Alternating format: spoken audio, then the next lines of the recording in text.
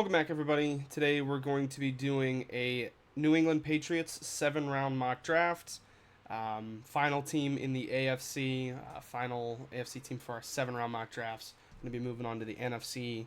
I've got some more first-round mock drafts. I think I'm going to do a 2-round mock draft here soon.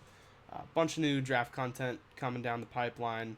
If that's something that interests you, make sure to subscribe, like the video, check out some of the other videos I have up on the channel. With that being said, let's get into it. Pick 31.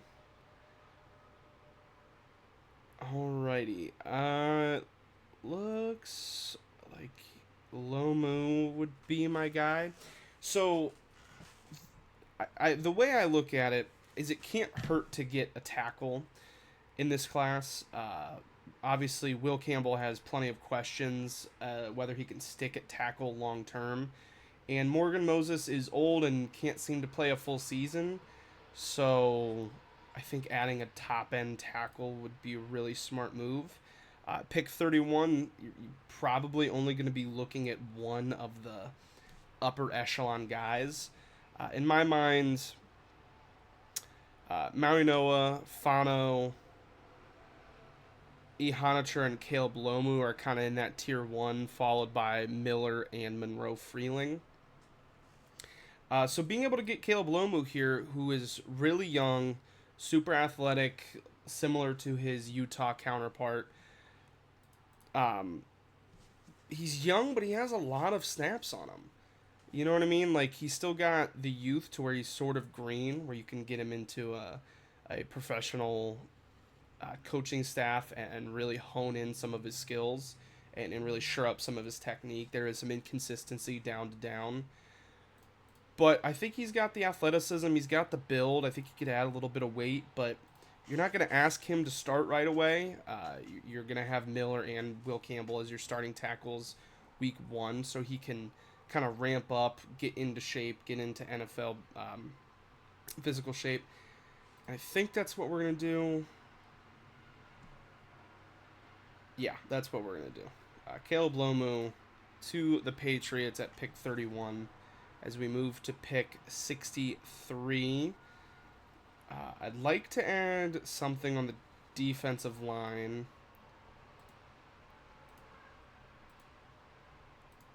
I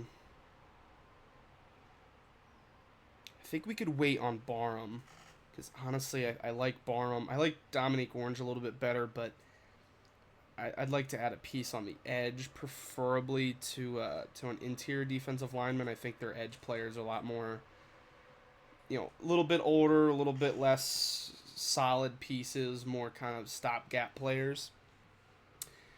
To where I actually think the interior has a little bit more solidified.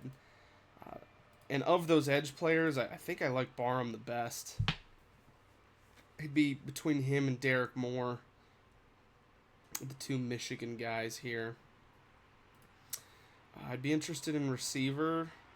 Elijah Surratt's a guy who interests me a lot.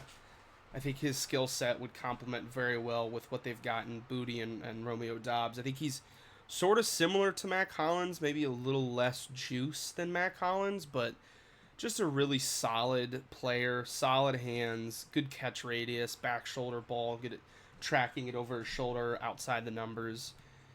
I think PFF put it great. X receiver is where I view him as. He's got the frame for it, the size for it.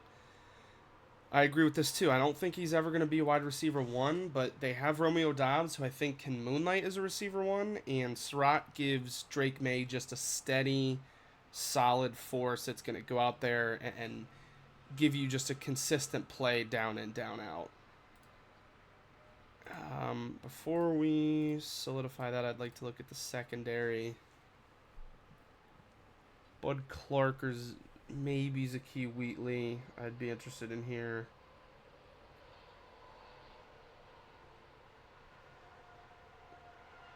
Maybe Dalen Everett, but I think I like Surratt to the Patriots here at 63.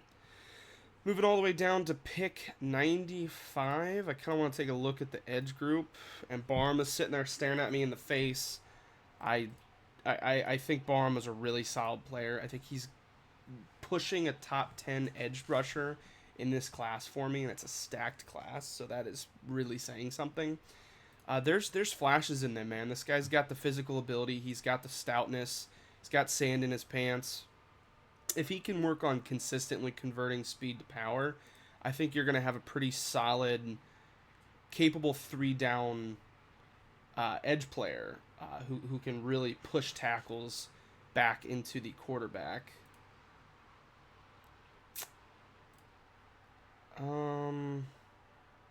Yeah, I mean, I don't see anybody who I'd rather take than Barham here.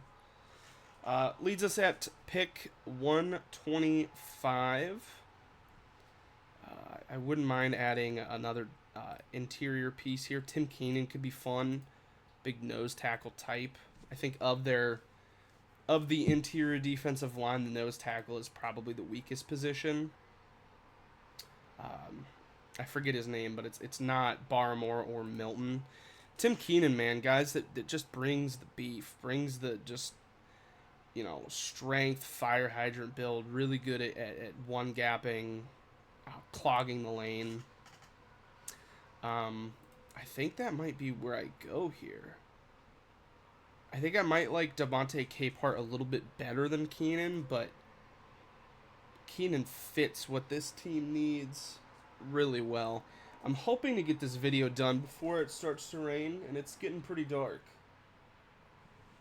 So, fingers crossed.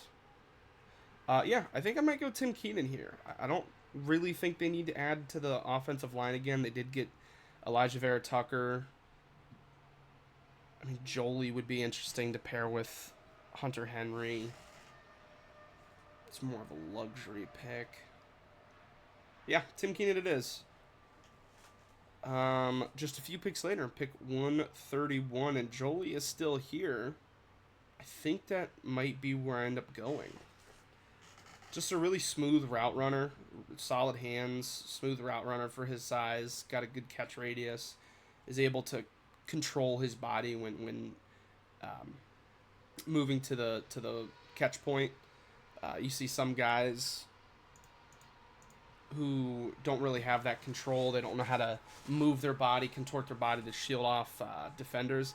He's really good at that. After the catch, it's not super creative. He kind of more of just turn and get upfield and get what you can. But as a tight end 2 in a league that is going a lot more 12 personnel, pairing him with Hunter Henry, who's a good receiving tight end in his own, I think could be a lot of fun. Just give Drake May another reliable weapon out there. Pick 171. I would like to add to the secondary. Their safeties are certainly worse than their corners. I know they added Kevin Byard, but he's like 35 at this point. So at some point, that's got to come down. I really like Cole Wisniewski as just a traditional safety. Not super athletic, doesn't really have that many tools physically, but just always seems to be in the right place, knows what he's doing, is a high IQ player, projects his box safety with good awareness, ability to match tight ends. Yeah, nothing flashy, but a solid, third safety in that safety room that, push comes to shove, could plug and play. He's heady enough that I think he could manage for a few games.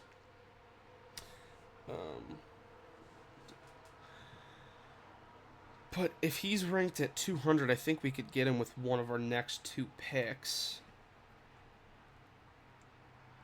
I wouldn't hate Aiden Fisher here. Or Trey Moore. I like them both better than Elarms or... Fun name, though.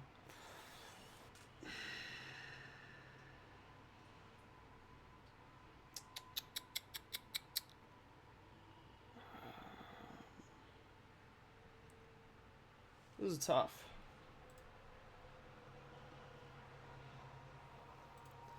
Do I want to go? Do I want to go Aiden Fisher as a developmental kind of third linebacker, or would I rather go? I did not, in fact, make it through this video before it started raining, so I had to run and sprint and close all my windows. I think I was deciding between Wisniewski and Fisher. I don't love either one at this spot. And as crazy as it seems, this might just be a value pick for me. Kevin Coleman is going to end up being a top 100 player for me. I really like his separation ability outside of the slot, or inside the slot. What I was going to say is you don't want him outside of the slot because he's very small, easy to get jammed at the line of scrimmage.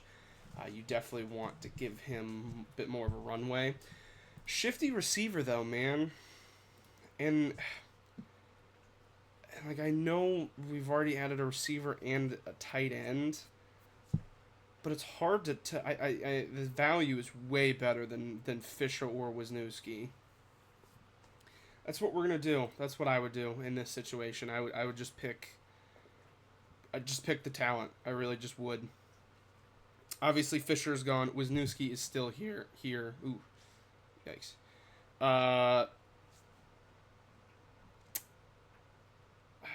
I'm comfortable assuming he will be. I don't know. I like him. I like him certainly better than... I like Koziel better, but we definitely don't need a double dip at tight end. We'll take Wisniewski here for all of the reasons I had mentioned before. Just a high-floored, heady player, plug-and-play. I think he just makes that second... It raises the floor of that secondary. Pick 198. What do we want to do with pick 198? Could be Red Murdoch here.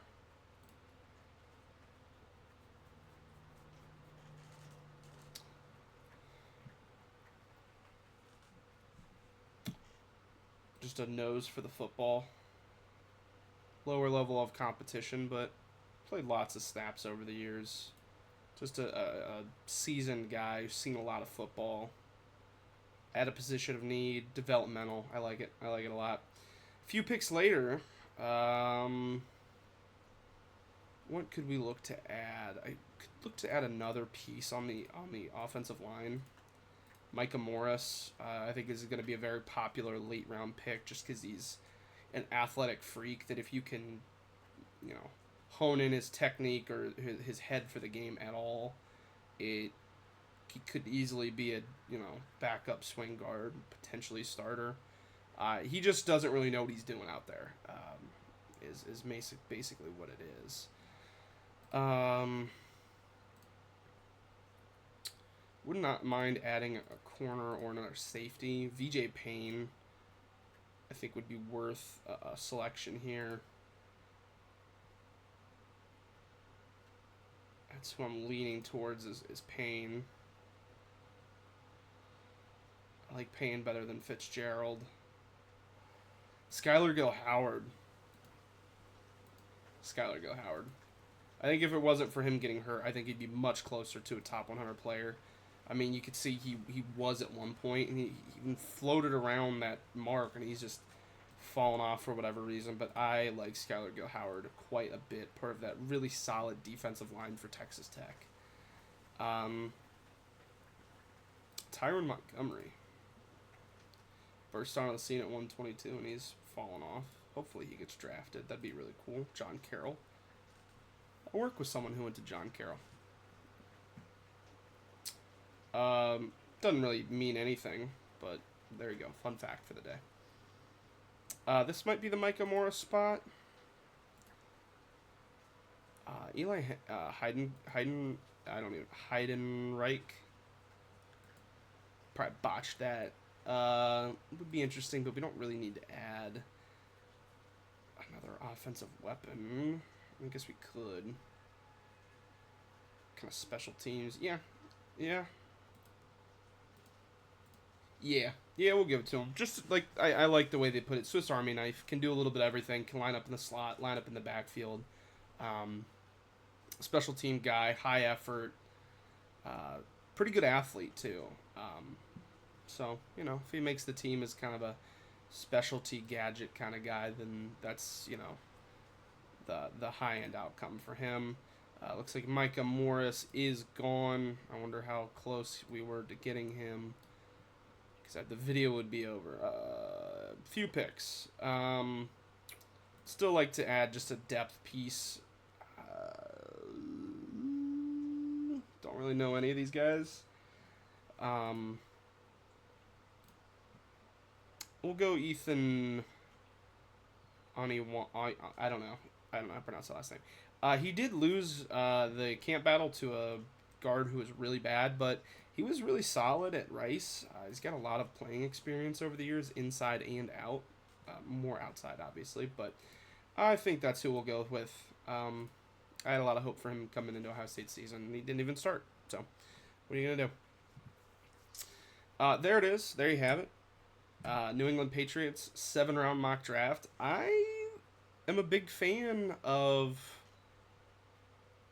how this turned out. Actually, I was a little concerned with their draft capital, but Kevin Coleman is an absolute steal. I think Justin Jolie is good value. Keenan is good value. I really like Barham there at 95. I think you got impact players, multiples positions. Really added some depth and some playmaking ability to the offensive weapons. Let me know what you guys think, though. Picks you made differently, guys you really like that fit for the Patriots, guys you really want the Patriots to draft. Anything, just make sure to comment below, like the video, subscribe.